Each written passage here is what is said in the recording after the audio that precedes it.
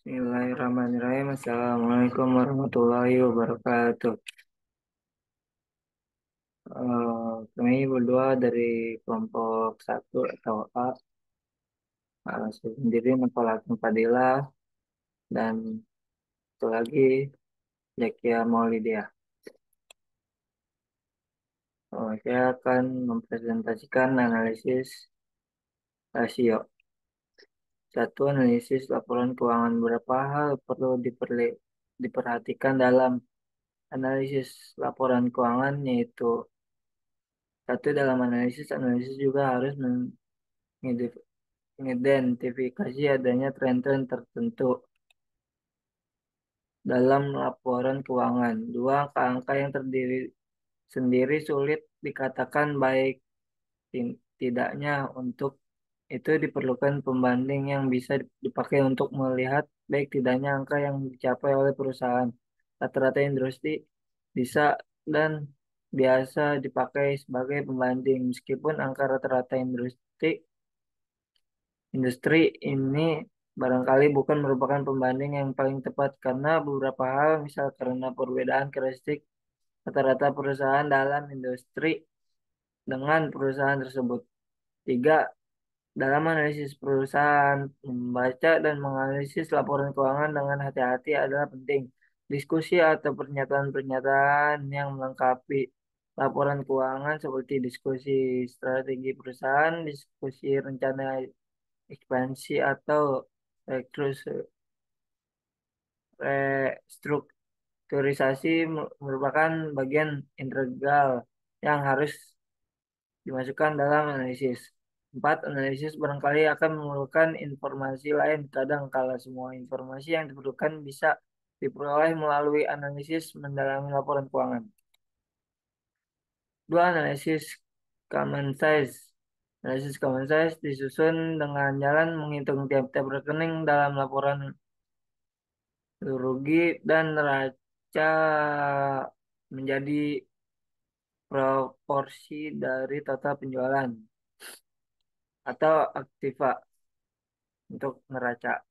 Tiga, analisis rasio.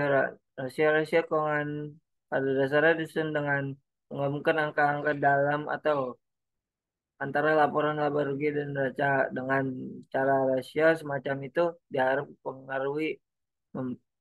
pengaruh perbedaan ukuran akan hilang. Low battery, please charge. Misalkan dua perusahaan mempunyai aktiva lancar yang berbeda, 10 juta untuk perusahaan A dan 5 juta untuk perusahaan B. Secara sepintas nampak bahwa perusahaan lebih karena mempunyai kas yang lebih tinggi. Tetapi kalau perusahaan tersebut mempunyai utang semacam ini, perusahaan A 10 juta, sedangkan perusahaan B 20 juta, likuiditas kedua perusahaan tersebut akan berlainan. Perusahaan A mempunyai aktiva lancar 10 juta, tapi harus menanggung utang lancar 10 juta. Sedangkan perusahaan B mempunyai aktiva lancar 5 juta, tapi hanya menanggung utang setengah, yaitu 2,5 juta. Pada dasarnya, analisis rasio bisa dikelompokkan ke dalam 5 macam kategori, yaitu rasio likuiditas, rasio yang mengukur kemampuan perusahaan memenuhi kewajiban jangka pendek. Kedua, rasio aktivitas, rasio yang mengukur sejauh mana efektivitas penggunaan aset dengan melihat tingkat aktivitas aset. Tiga, rasio solvabilitas, rasio yang mengukur sejauh mana kemampuan perusahaan memenuhi kewajiban jangka panjang. Empat, rasio profitabilitas, rasio yang melihat kemampuan perusahaan menghasilkan laba. Lima, rasio pasar. Rasio ini melihat perkembangan nilai perusahaan relatif relatif terhadap nilai buku perusahaan. Selanjutnya, rasio likuiditas. Rasio likuiditas merupakan mengukur kemampuan likuiditas jangka pendek perusahaan dengan melihat aktif aktiva lancar perusahaan relatif terhadap utang lancarnya. Meskipun rasio ini tidak bicara masalah solvabilitas dan biaya relatif tidak penting dibanding rasio solvabilitas. Tapi rasio likuiditas yang pendek dalam jangka panjang juga akan mempengaruhi solvabilitas perusahaan. Dua rasio likuiditas jangka pendek yang sering digunakan adalah rasio lancar dan rasio quick. Sering juga disebut exit test ratio. Rasio lancar mengukur kemampuan perusahaan memenuhi untung jangka pendeknya dengan menggunakan aktivitas lancar. Aktiva yang akan berubah menjadi kas dalam waktu 1 tahun atau satu siklus bisnis. Berikut ini perhitungan rasio lancar untuk perusahaan ABC. Rasio lancar sama dengan aktiva lancar bagi utang lancar sama dengan 7.533 dibagi 303.400 sama dengan 2,2. Rasio di atas di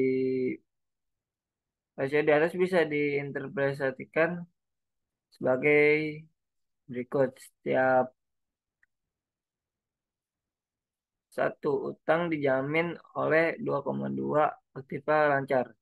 Rasio lancar untuk perusahaan yang normal berkisar pada 2, meskipun tidak ada standar yang pasti untuk menentukan rasio lancar yang seharusnya. Rasio yang rendah menunjukkan risiko likuiditas yang tinggi, sedangkan rasio lancar yang tinggi menunjukkan adanya kelebihan aktiva lancar yang akan mempunyai pengaruh yang tidak baik terhadap profitabilitas perusahaan. Aktiva lancar secara umum menghasilkan return yang lebih rendah dibandingkan dengan aktiva tetap.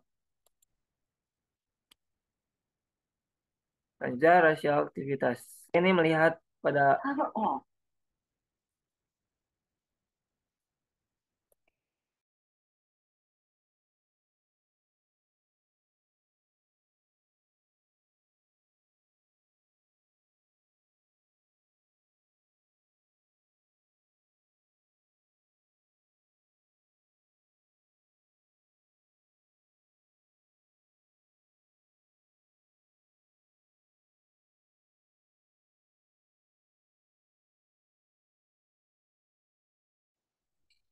Selanjutnya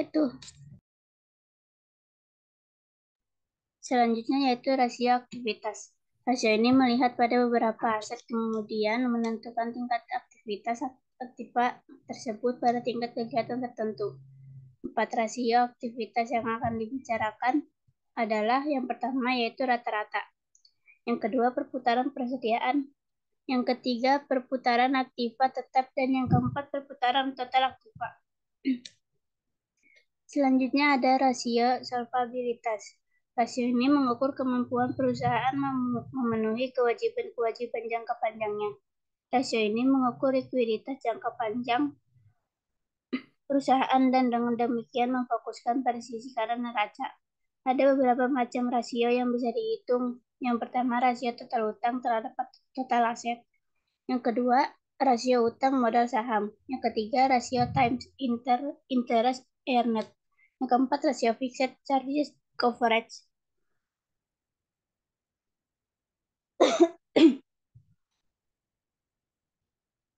Next, Pal.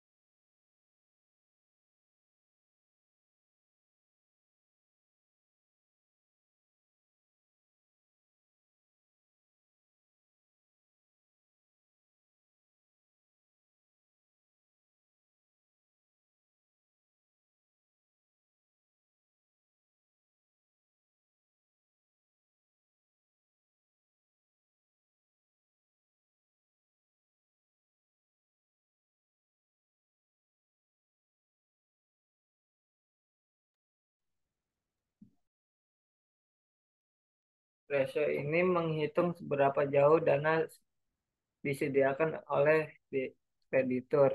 Rasio yang tinggi berarti perusahaan menggunakan leverage keuangan yang tinggi. Penggunaan ini financial leverage yang tinggi akan meningkatkan rentabilitas modal saham dengan cepat. Tetapi sebaliknya apapun, tetapi sebaliknya apabila penjualan menurun, rentabilitas modal saham akan menurun cepat pula. 34 rasio profitabilitas. Rasio ini mengukur kemampuan perusahaan menghasilkan keuntungan pada tingkat penjualan aset dan modal saham yang tertentu. Ada tiga rasio yang sering dibicarakan yaitu profit margin, return on total asset, dan return on equity. Profit margin menghitung sejauh mana kemampuan perusahaan menghasilkan laba bersih pada tingkat penjualan tertentu. Rasio ini bisa dilihat secara langsung pada analisis common size untuk laporan rugi. Rasio ini bisa diinterpretasikan juga sebagai kemampuan perusahaan menekan biaya-biaya di perusahaan pada periode tertentu. 4. Analisis DU point. Dari formula di atas terlihat bahwa untuk menaikkan ROE ROE suatu perusahaan mempunyai beberapa alternatif seperti menaikkan ROAI yang bisa dilakukan dengan cara menaikkan para margin atau menaikkan pemutar aktiva atau keduanya sambil mempertahankan tingkat utang.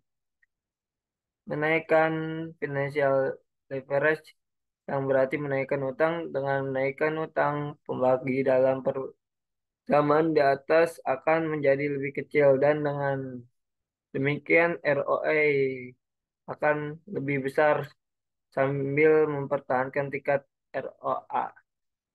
Menaikkan ROA dan utang secara bersamaan.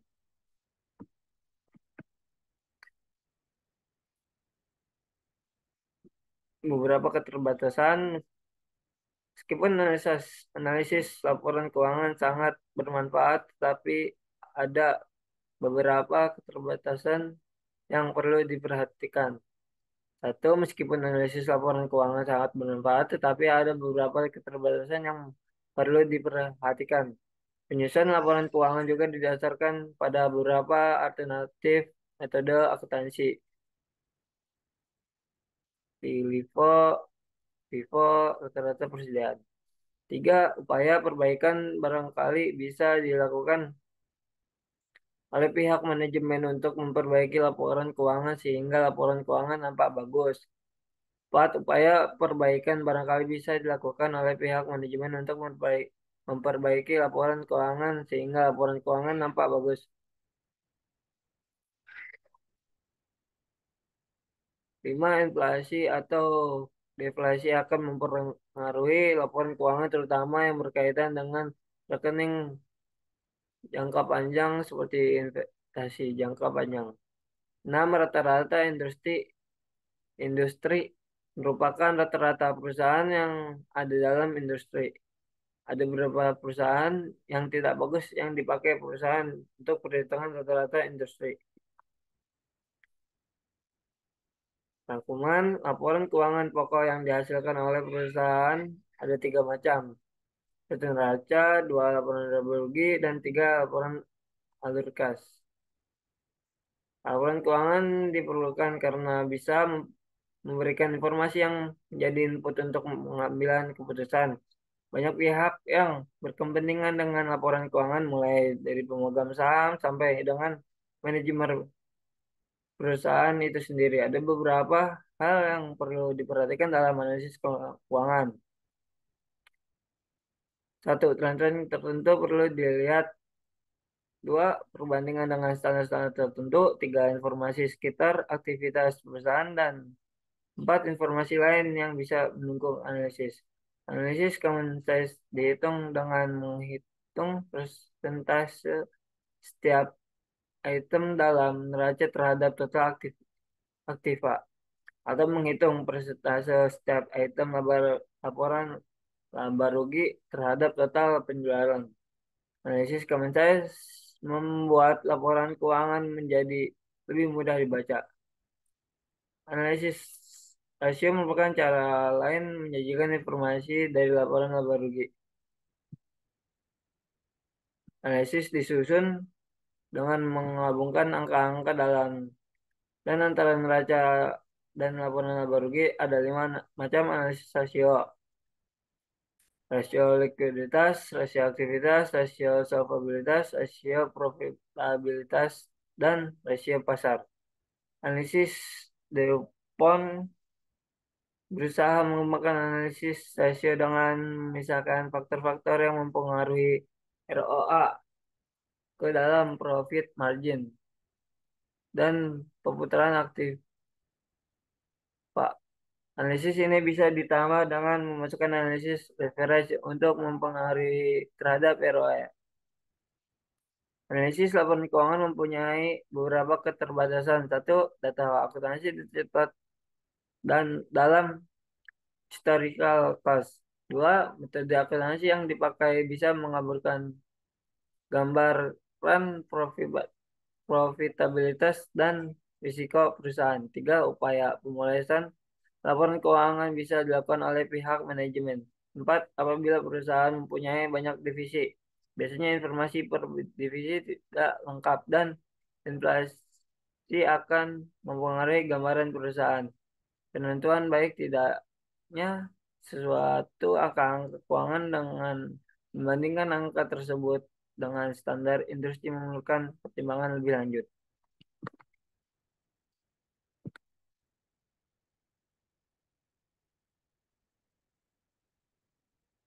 Selanjutnya, analisis cross section. Perhitungan rata-rata industri. Untuk menghitung rata-rata industri, seorang analisis mempunyai beberapa alternatif. Satu, menghitung nilai tunggal sebagai perbandingan. Dua, menghitung nilai tunggal dengan dispersinya. Tiga, menghitung nilai untuk persentil tertentu. Misal menghitung nilai untuk perusahaan-perusahaan yang mempunyai ukuran 25% paling kecil. Untuk perhitungan satu di atas ada beberapa alternatif yang bisa dipakai. Satu, menghitung rata-rata aritmatika. Dua, menghitung rata-rata tertimbang. Tiga, menggunakan median. Empat, menggunakan modus. Perbedaan antara industri. Pada waktu analisis menggunakan perbandingan industri, analisis mempunyai asumsi implisit, yaitu ada perbedaan berarti dalam rasio-rasio keuangan antara industri. Kalau asumsi semacam itu tidak terpenuhi, maka tidak ada artinya menggunakan perbandingan dengan industri yang sejenis, karena perbandingan dengan rasio perusahaan dalam perekonomian secara keseluruhan akan menghasilkan analisis yang sama. Perbandingan antara industri secara implisit juga mengatur bahwa ada perbedaan risiko bisnis antar industri. Apabila asumsi ini benar, maka perbandingan dengan perusahaan-perusahaan dalam industri relevan dilakukan karena perusahaan dibandingkan dengan pemisahan lain yang mempunyai kelas risiko bisnis yang sama. Tetapi apabila risiko bisnis antar industri tidak berlainan, maka perbandingan antar industri tidak punya dasar yang cukup kuat. Kemudian supaya analisis keuangan lebih tajam, analisis keuangan bisa memperoleh gambaran yang lebih jelas mengenai prestasi perusahaan. Analisis perbandingan bisa dilakukan. Analisis ini bisa dilakukan dengan perbandingan terhadap data masa lalu. maupun dengan perbandingan terhadap perusahaan lain atau rata-rata industri pada titik. Dilanjut. Selanjutnya yaitu analisis time series dan forecasting data keuangan. Analisis time series. Dalam analisis time series, seperti analisis tren di atas, perubahan-perubahan struktural yang akan berpengaruh terhadap angka-angka keuangan harus diperhatikan. Berikut ini beberapa contoh perusahaan struktural yang akan mempengaruhi tren keuangan suatu perusahaan. Yang pertama, peraturan pemerintah. Yang kedua, perubahan kompetisi. Yang ketiga, perubahan teknologi. Yang keempat, akuisisi dan merger atau pergabungan perusahaan. Ada beberapa alternatif analisis yang bisa dipakai. Yang A, analisis bisa perusahaan pada masa mendatang. Yang B, analis bisa membagi periode analisis ke dalam kedua periode sebelum dan sesudah akuisisi dan kemudian memakai data sesudah akuisisi untuk analisis selanjutnya.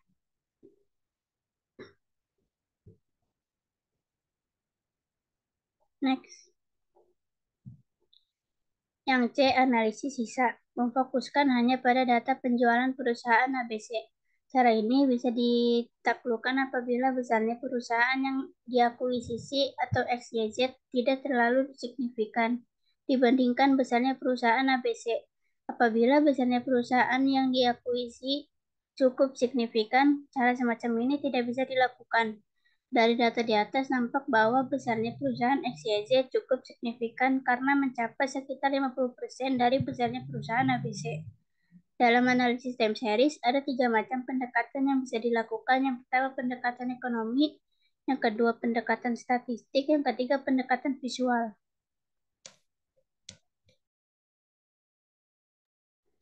Analisis data keuangan. Dalam analisis time series, perhatian terhadap data historis atau expose sering digunakan untuk melihat pola-pola yang sistematik terhadap data tersebut. Dalam konteks analisis historis semacam itu, analisis mempunyai pilihan yang banyak terhadap faktor-faktor yang diperkirakan mempengaruhi suatu variabel. Dalam konteks analisis masa mendatang atau ex ante, perlu forecasting. Pilihan seorang analis menjadi serba terbatas. Seorang analis tidak tahu pasti beberapa nilai faktor-faktor di atas. Dia harus memperkirakan nilai tersebut sebelum memperkirakan nilai variabel yang teliti tersebut. Analis tersebut terpaksa harus memfokuskan pada beberapa variabel saja yang lebih sedikit dan bisa diperkirakan lebih pasti. Analisis time series klasik biasanya memfokuskan pada analisis musiman.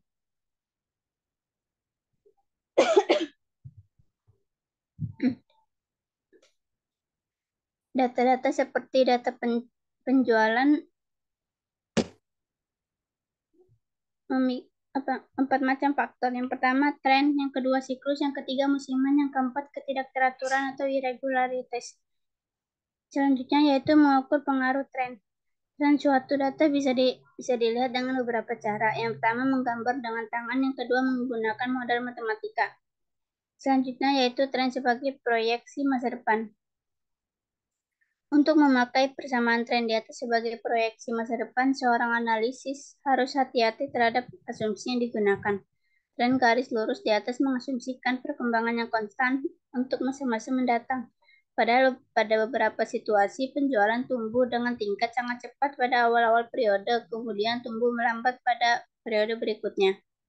Misalkan, suatu produk masih baru diluncurkan, pertumbuhan pada awal periode akan sangat cepat, kemudian setelah memasuki tahap kedewasaan, pertumbuhan tersebut akan semakin melambat.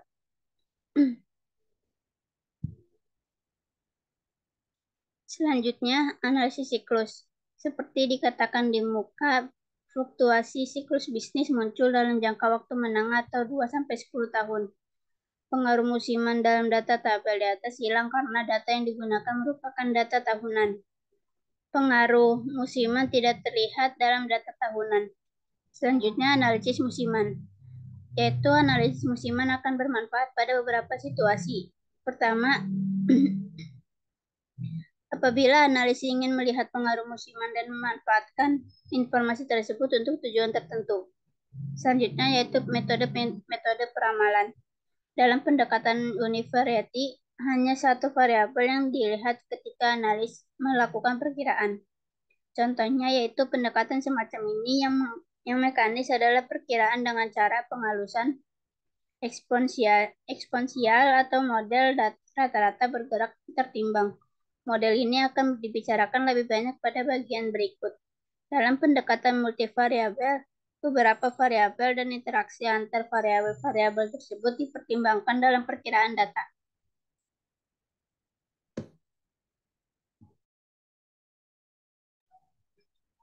Contoh model multivariati mekanis adalah model regresi berganda yang menggunakan beberapa variabel. Model ekonometris yang memperhitungkan hubungan secara simultan.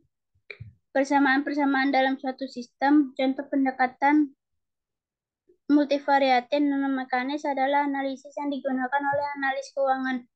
Analisis tersebut mempertimbangkan banyak-banyak faktor yang diperkirakan mempunyai pengaruh terhadap data yang dianalisis baik secara kuantitatif maupun kualitatif. Kemudian menentukan angka perkiraan. Selanjutnya yaitu model penghalusan eksponensial. Salah satu contoh peramalan metode univariati adalah penghalusan eksponensial. Model penghalusan eksponensial mempunyai kelebihan karena kesederhanaannya, di samping data yang dibutuhkan juga tidak banyak. Formula umum model tersebut bisa dituliskan sebagai berikut, yaitu Ft atau WAT dikurang I ditambah I dikurang W atau Vt dikurang I, di mana Vt yaitu forecast untuk periode T. T dikali 1 sama dengan data sesungguhnya pada periode T dikurang 1. Ft dikali 1 yaitu forecast pada periode T1. W yaitu konstan dengan nilai antara 0 dan 1. Data di atas bisa dibaca sebagai berikut ini. Forecast yang baru sama dengan data sesungguhnya pada periode sebelumnya ditambah bagian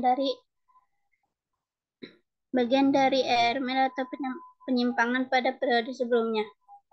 Perbandingan model-model forecast, kelebihan dan kelemahan alternatif model-model forecast bisa dilihat atau untuk analisis univariati mekanis dan pendekatan analisis sekuritas. Kedekatan analisis sekuritas atau multivariate untuk forecasting. Kelebihannya yaitu ada mampu menyesuaikan terhadap input dari beberapa sumber. Yang kedua, mampu menyesuaikan terhadap perubahan struktural secara cepat. Yang ketiga yaitu mampu memperbarui secara kontinu apabila ada informasi baru. Kelemahannya, yang pertama, biaya yang cukup tinggi untuk persiapan dan pelaksanaan untuk monitoring beberapa variabel dari biaya-biaya lainnya. Yang kedua, ketergantungan yang tinggi terhadap kemampuan individu analisnya.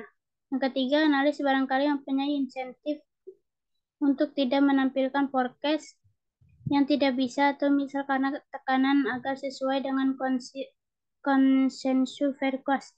Yang keempat, analisis barangkali bisa dimanfaatkan oleh perusahaan-perusahaan tertentu untuk kepentingan perusahaan tersebut. Pendekatan univariate mekanis untuk forecast, kelebihannya yaitu kemampuan untuk mendeteksi dan memanfaatkan pola tertentu pada data masa lalu. Tingkat subjektif yang rendah, terutama apabila metode statistik digunakan. Yang ketiga, biaya yang relatif lebih rendah. Yang keempat, mudah diperbarui. Yang kelima, kemampuan menganalisis lebih lanjut dengan menggunakan metode statistik. Kelemahannya di sini ada jumlah observasi yang terbatas pada situasi tertentu, misal pada perusahaan yang baru berdiri. Yang kedua, laporan keuangan barangkali tidak bisa memenuhi asumsi-asumsi yang diperlukan dalam analisis statistik. Yang terakhir yaitu sulit mengkomunikasikan hasil analisis kepada luar, terutama dalam hal metodologinya.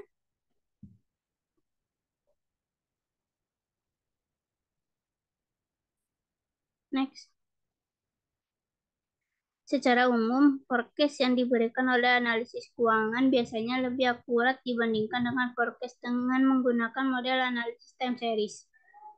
Hal ini disebabkan oleh beberapa alasan. Yang pertama, analis mempunyai akses terhadap informasi terbaru. Informasi tersebut bisa dipakai untuk memperbaiki forecast mereka. Yang kedua, analisis mampu akses tersebut terhadap informasi yang lebih luas, seperti forecast perekonomian, struktur industri, kejadian-kejadian lain yang relevan, sedangkan analisis time series hanya memfokuskan pada perilaku data tunggal pada masa lalu. Rangkumannya, data-data bisa diperbandingkan dengan data-data pada periode sebelumnya. Meskipun interpretasi yang dilakukan harus hati-hati. Prestasi pada periode masa lalu barangkali tidak memuaskan sehingga perbandingan dengan periode masa lalu barangkali tidak begitu cepat. Perbandingan dengan data-data masa lalu bisa dilakukan dengan menggunakan beberapa periode atau observasi. Untuk melihat tren-tren yang muncul, analisis time series semacam itu juga bisa melihat pengaruh faktor-faktor tertentu terhadap perkembangan data keuangan.